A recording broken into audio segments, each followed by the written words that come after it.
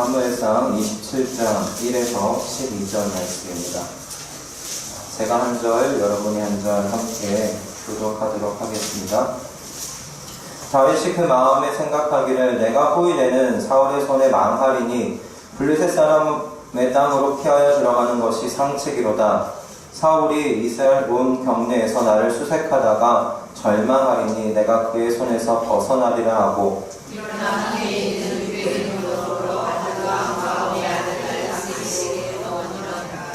다윗과 그의 사람들이 각기 가족을 거느리고 가드에서 아기스와 동거하였는데 다윗이 그 두 아내 이스라엘 여자 아히노암과 나발의 아내 되었던 갈멜 여자 아비가일과 함께였더니 다윗이 다윗의 도망한 것을 이스라엘의 광야에 다윗의 잔치를 수색하지 아니하니라.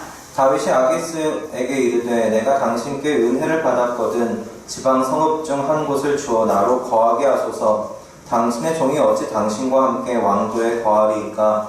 아기스가 그날에 신사를 너에게 주었으므로 지그라기까지 지나와 왕에게 찬양하라. 다윗이 블레셋 사람의 지방에 거한 날수는 1년 넉 달이었더라. 다윗과 그의 사람들이 올라가서 그 사람과 필스타 하나님 사람을 신노하였으니 그들은 이제부터 서울과의 땅으로 전전하는 지방에 강했느니라. 다윗이 그 땅을 쳐서 남녀를 살려두지 아니하고 양과 소와 나귀와 약대와 의복을 취하고 돌아와서 아기스에게 이르매 아기스가 그의 내가 오늘은 누구를 신노하였냐. 아기스가 그의 나타난 바와 예루살렘 사람의 나방과 베는 사람의 나방입니다. 다윗이 그 남녀를 살려 가드로 데려가지 아니하는 것은 그의 생각에 그들이 우리에게 대하여 이르기를 다윗의 행사가 이러하여 블레셋 사람의 지방에 거하는 동안에 이같이 행하는 습관이 있다 할까 두려워함이었더라. 아기스가 다윗을 구하기를 당신이 다윗은 이스라엘에게 12분을 받게 하였으니 너는 영영이 세상에다가 네, 아멘. 네, 오늘 이 말씀에 나오는 다윗을 좀 함께 제가 생각해 보면서 이 다윗의 인생 가운데 역사하신 하나님이 어떤 하나님이신지 좀 생각해 보는 시간이 되어지기를 원합니다. 오늘 이 다윗을 보면 이 다윗이 이제는 여기 27장에 나온 다윗은 이제 20대 후반의 다윗입니다. 20대 초반부터 이제 사울에게 쫓겨 다녔던 다윗이 어느덧 거의 한 9년 가까운 시절을 이제 사울에게 쫓겨 다니다 이제 20대 후반에 이른 다윗을 27장에서 보게 됩니다. 이때 20대 후반의 다윗의 주변에 지금 오늘 말씀을 통해서 볼 때 2절에서 나오죠. 600인이 함께 있었던 것을 보게 돼요. 22장에서 그 아굴랑굴에서 그와 함께 했던 인원이 400명이었습니다. 이제 이 400명이 9년이라는 세월을 흐르면서 600으로 늘어난 것을 보게 됩니다. 그리고 3절을 통해서 보면 다윗과 그의 사람들이 각기 가족을 거느리고 라고 되어 있습니다.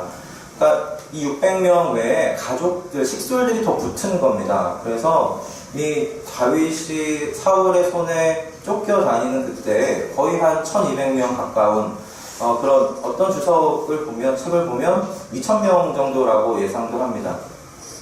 이 2000명의 사람들이 다윗과 함께 사울을 피하며 다녔던 것을 볼 수가 있습니다. 그 1200명 정도의 이 공동체의 리더가 되어 있는 다윗을 보게 되죠. 근데 이 다윗이 오늘 본문을 통해 볼 때 이제 아기스라는 블레셋 가드 땅의 왕인 아기스에게 망명하려는 모습을 좀 보게 될 수 있습니다. 우리는 예전에 그 시편 142편을 함께 나누었습니다. 거기서 기억하실지 모르겠지만 142편을 함께 나누었습니다. 그리고 142편에서 저희가 사무엘상 21장과 22장을 같이 번갈아 가면서 살펴봤거든요. 그 사무엘상 21장 10절을 보면 지금 다시 20대 후반에 망명하려고 하는 그 아기스에게 20대 초반의 다윗이 망명했던 것을 보게 됩니다. 그리고 그곳에서 목숨의 위협을 받아서 미친 척하고 그런 기질을 발휘하여서 탈출했던 그 다윗을 저희가 알고 있습니다. 그런데 오늘 이 다윗이 다시금 그 아기스에게 1200명이라는 그 공동체 사람들과 함께 다시 한번 망명해 들어가는 모습을 저희가 보게 되는 것이죠. 전 이 다윗을 보면서 처음에 이 본문을 볼 때 굉장히 낯설었습니다. 어떤 면에서 낯설었냐면, 사실 20대 초반에 그 아둘람 굴에서 저희가 시편 142편에서 함께 나누었지만, 이 다윗이 하나님께 어떻게 고백했습니까? 내가 이제는 내 마음을 하나님 당신께 확정합니다. 나의 시선은 오로지 당신에게만 고정하기를 원합니다. 그렇게 기도했던 다윗입니다. 그리고 27장까지 오기에 그 중간중간에 두 번이나 사울의 목숨을 구해주는, 그죠? 어쩌면 사울의 목숨을 두 번이나 구해줬다기보다는 놓아줬다라는 표현이 나을 겁니다. 다윗이 두 번이나 사울의 목숨을 놓아주었습니다. 그건 다 그 하나님의 돌보심과 보호하심이라는 그 그늘 아래 있었기 때문에 사실 그 다윗이 그러한 일을 할 수 있었던 것 아닙니까?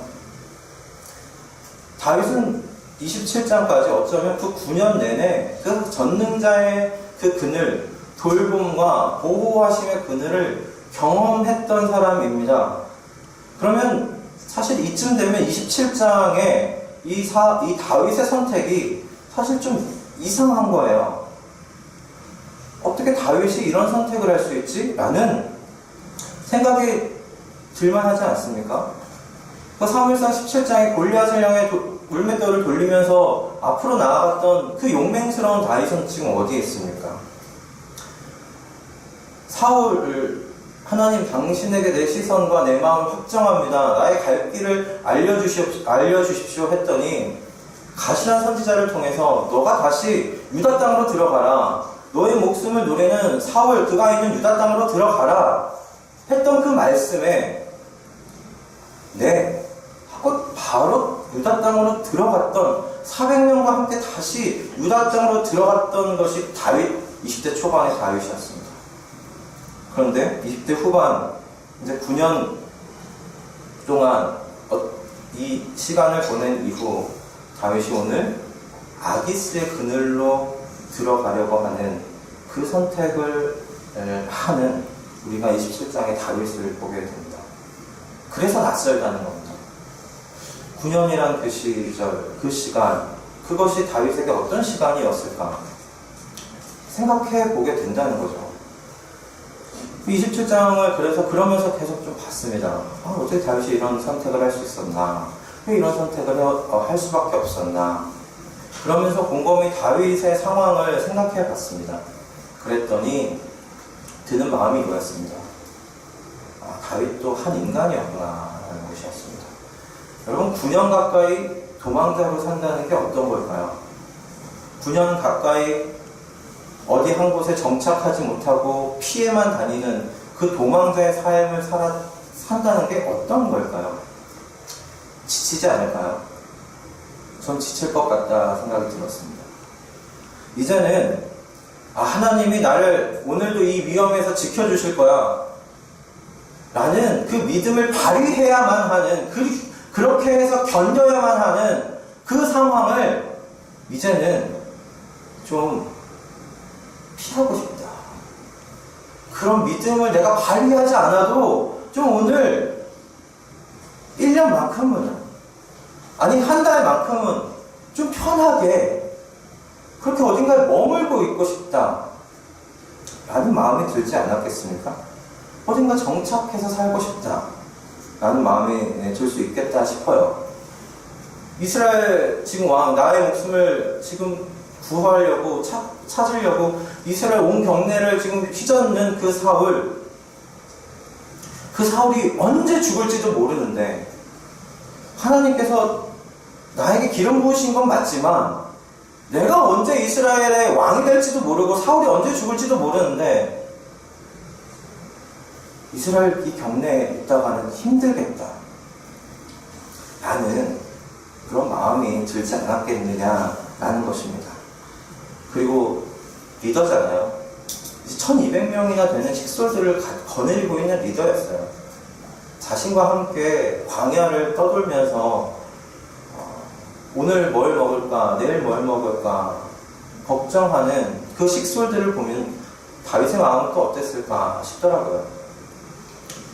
다윗 한 인간으로서 이해가 되었습니다. 그래, 가드로 가자. 아기스의 그늘로 가자. 그곳에서는 좀 정착하고 살 수 있을 것 같아. 내일 뭘 먹을지 걱정하지 않고 그곳에서는 견딜 수 있을 것 같아. 그런 마음으로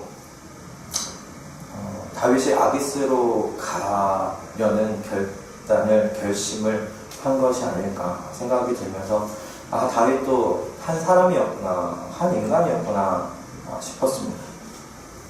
저는 그 1절에 이 다윗이 1절에 여기 나와있어요. 다윗이 그 마음에 생각하기를 이라고 27장 1절을 이렇게 시작하는데 전 이 그냥 한 절에 불과하지만 한 절도 아니죠. 근데 이 마음에 생각하기를 이게 얼마나 수많은 생각이 있었겠습니까? 적기는 그 마음에 생각하기를 이라고 되어 있지만 이 단어 안에 얼마나 다윗이 만 가지 생각을 했겠나 싶습니다. 그리고 그 만 가지의 생각에는 이제는 지쳐버린 다윗의 그 생활이 영향을 미쳤으리라 생각했습니다. 오늘 이 본문의 다윗을 묵상하면서 저는 오늘날 우리 성도님들을 생각하지 않을 수 없었습니다. 다윗이 지쳐버린 그 현실의 상황이 사실 오늘날 우리 성도님들의 지쳐버린 삶의 현실이 아닐까, 상황이 아닐까 생각했기 때문입니다. 무한 경쟁 사회 속에서 더 오랫동안 어떻게 하면 회사에 남아있을 수 있을까 몸부림치는 그렇게 새벽에 나가 저녁에 돌아오는 남편의 뒷모습을 보며 힘들어하는 아내이면서도 또한 어딘가에 남편들이 있습니다. 정년이 보장되지 않는 이런 현실 속에서 이제 나라도 무엇을 해야 하는 건 아닌가 싶어 팔을 걷어붙이는 아내들이 있지 않습니까? 매일같이 절대로 끝나지 않을 것 같은 영원히 쳇바퀴처럼 돌아갈 것만 같은 집안일은 사실은 덤입니다. 거기. 매일매일 똑같은 집안일을 반복하고 계시지 않으십니까? 언제 끝나지? 방학도 없는데 아침 먹여보낼 때 점심을 해야 하는 상황이 생기고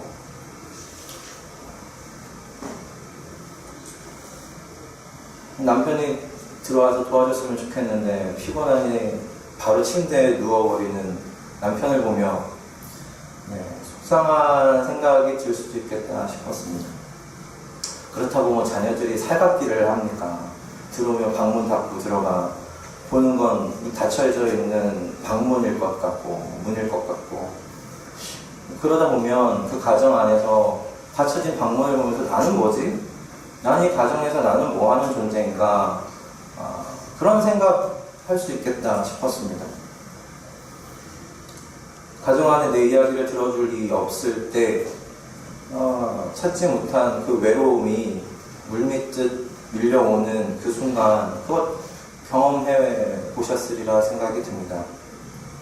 저는 이 모든 상황이 이 다윗의 등 뒤에 쫓아오는 사울과 같다 싶었습니다.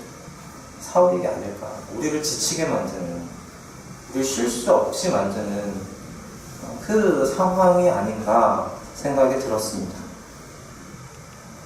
이 상황 속에서 하나님의 약속을 믿고 그 약속을 붙잡고 믿음으로 이 모든 상황을 사실 견디려 하지만 우리도 인간인지라 지칠 때가 있습니다. 저는 오늘 이 말씀이 사실은 그 지친 영혼을 위로하시려는 하나님의 27장 한 장을 두신 것 아닌가 생각이 들었습니다. 오늘 이 다윗의 이 선택을 보면 사실 다윗은 9년간 사울의 소나기에서 정말 하나님이 건져내시는 그 연속의 9년이었습니다. 1200명이 사실 어디 가도 눈에 띄는 인원입니다. 어디 저편에 광야 어디 있다고 해도 멀리서도 보이는 인원입니다. 그 1200명이 사울의 소나기에서 9년을 버텼습니다. 그건 놀라운 하나님의 보살핌이죠. 9년 동안 그 사람들이 그래도 먹을 게 끊어지지 아니했으니 1200명이라는 식솔로 불어난 것 아니겠습니까? 먹을 게 끊어졌다면 어찌 그렇게 인원이 늘어났겠습니까? 매일매일 공급했던 만나와 메추라기가 있었기에 이 다윗과 함께했던 이 공동체의 사람들이 버텨냈던 것이죠. 하지만 저는 다윗이 그 모든 것에 이제 지쳤다고 생각이 들었습니다. 아, 지쳤구나, 다윗이. 하나님이 매일매일 주시는 만나와 메추라기도 지쳤구나. 그 보호하시는 그늘도 지쳤구나. 쫓겨다니는 그 삶 자체가 지쳤구나 싶었습니다. 저는 이 본문을 보면서 좀 그래서 다시 한번 물었습니다. 하나님께. 하나님, 왜 이 상황을 이렇게 만드셨는가 싶었습니다. 그리고 왜 다윗이 사실 이 27장을 전체로 보면 다윗이 아기스로 들어갑니다. 아기스의 그 땅으로 들어가고 아기스의 그늘로 들어갑니다. 그 그늘로 들어가서 이 다윗이 사실 잘 돼요. 사실 잘 됩니다. 들어가서 지금 아기스에게 시글락이라는 땅을 주십시오. 우리 식솔들이 같이 살 수가 없습니다. 성도에 어떻게 같이 삽니까? 땅을 주십시오. 성읍 하나 주십시오. 그랬더니 가드왕이 시글락이라는 땅을 줍니다. 그리고 그 시글락 주변에 있는 8절부터 12절까지 그의 사람들이 올라가서 그술 사람과 기르스 사람과 아말렉 사람을 침노하였으니 라고 이야기합니다. 그들과의 전쟁을 치릅니다. 근데 이 전쟁에서 한 번도 패배했다는 이야기가 없습니다.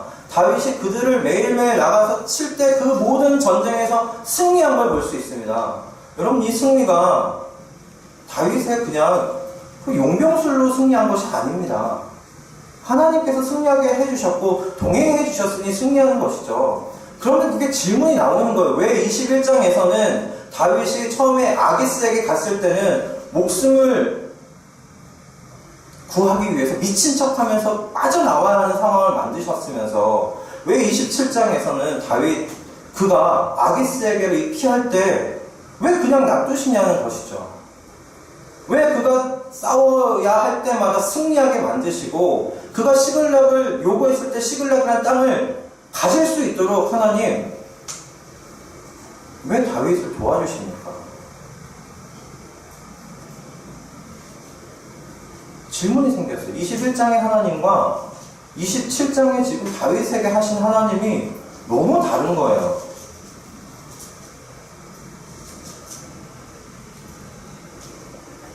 이 부분을 좀 왜 이렇게 다르게 반응하시는가 하나님, 왜 그렇게 반응하시지?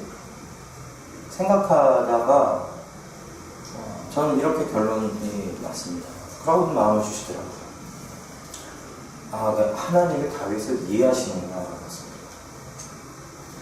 하나님께서 이런 결정을 내릴 수밖에 없었던 그 다윗의 지친 영혼을 하나님께서 이해해 주셨구나 싶었습니다. 그리고 저는 이 다윗의 이런 결정을 내릴 수밖에 없었던 그 지친 영혼의 다윗, 그 다윗을 이해하셨던 그 하나님께서 오늘도 우리의 삶 속에 살아 역사하시는 하나님이신 줄 믿습니다. 동일하게 역사하시는 하나님이신 줄 믿습니다. 여러분, 여러분이 믿는 하나님은 그 칼 같은 도덕주의자가 아니십니다. 여러분이 믿는 하나님은 율법주의자 같은 그런 하나님이 아니십니다. 여러분이 믿는 하나님은 전능하신 하나님이시죠. 전지하신 하나님이시고 다스리시는 하나님이십니다. 그런데 그 전에 하나님은 우리에게 아버지이십니다. 우리의 아버지께서 전능하신 거고요. 우리의 아버지께서 전지하신 거고요. 우리의 아버지께서 전능하시며 살아 역사 통치하시는 그 하나님이신 거예요. 그 전에 아버지신 거예요. 여러분, 부모의 기본적인 마음이 이게 결혼하고 이제 애 낳으면서 좀 알게 부모의 기본적인 마음은 정죄가 아니라 이해대로예요. 이해. 부모는 자녀를 정죄하지 않습니다. 처음 가지는 게 이해입니다. 자녀의 행동과 말이 괘씸할 때가 있죠. 괘씸할 때가 있고, 야, 어찌 저렇게 말할까? 어찌 저렇게 행동할까? 싶으면서도 결국 나중에 마음 가운데 하는 말씀은 이겁니다. 그럴 수밖에 없었겠지. 그럴 수밖에 없었겠지. 그 상황이 되니 저렇게 말하고, 그 상황이 되니 저렇게 행동했겠지. 그게 부모의 마음이 있잖아요. 거죠. 우리가 예수 그리스도를 말미암아 그분을 믿음으로 우리가 하나님 아버지 그분과 내가 자녀가 되었음을 여러분 잊지 마시기를 바랍니다. 하나님은 여러분을 아버지의 마음으로 먼저 대하십니다. 하나님은 여러분을 자녀로 먼저 대하신다는 것을 잊지 마시기를 바랍니다. 하나님은 여러분의 삶의 모든 상황과 정황을 아시고 자녀의 그 선택을 먼저 이해해 주시는 하늘에 계신 우리의 아버지이신 줄 믿습니다. 그러니 이해하시니 하나님께서 사실 동행해 주시는 거죠. 다윗이 16개월 동안 이 시글락에 있는 동안 하나님께서 이 우상의 나라에 있는 다윗과 함께 동행하여 주셨습니다. 하나님이 동행하여 주셔서 사실 이곳에서 다윗이 사실 형통을 경험하고 있는 것 아니겠습니까? 전 이 예배 자리에 나오신 여러분들이 정말 흔들림 없이 하나님의 약속을 굳게 붙잡고 하나님 아버지의 그늘 아래서 평생을 살아가시기를 정말 축원드립니다. 그러나 다윗과 같이 하나님의 약속을 믿고 견디고 그 믿음 붙잡고 살아가는 그 상황 속에서 이제는 지쳐서 당장 눈에 보이는 세상의 그늘 속으로 들어가기를 사실 선택하는 것도 성도의 현실이더라는 거죠.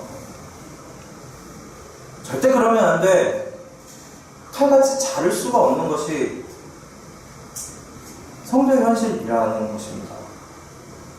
근데 오늘 하나님께서 27장을 통해서 그런 지친 영혼들에게 하나님 위로해 주시는 것 같아요. 난 칼같은 도덕주의자가 아니야. 난 칼같은 율법주의자가 아니야.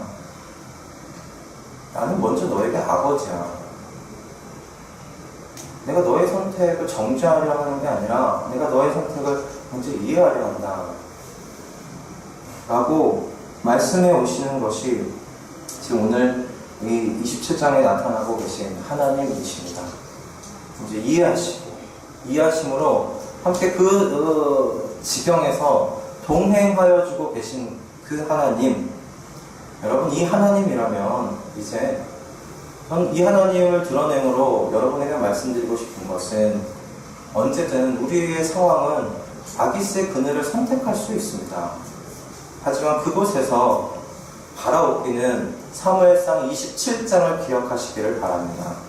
사무엘상 27장을 기억하시고 우리의 그 선택과 처지를 이해하셔서 그곳에서도 동행하시는 그 하나님을 기억하심으로 말미암아 다시금 그 아버지의 품 안으로 돌아오시기를 주님의 이름으로 축원드립니다. 그 아버지께서 얼마나 팔 벌려 환영하시겠습니까? 여러분, 우리의 상황이 그렇습니다. 지칠 수 있고 선택할 수 있습니다. 그곳에서 사무엘상 27장을 기억하시기를 바랍니다. 또 이 본문 말씀을 두 번째로 본문을 묵상하면서 정말 은혜가 됐던 것은 무엇이냐면 하나님께서 이 다윗의 이 시글락에서의 16개월 이 16개월을 그냥 흘러가는 시간으로 두지 않으셨다는 거예요.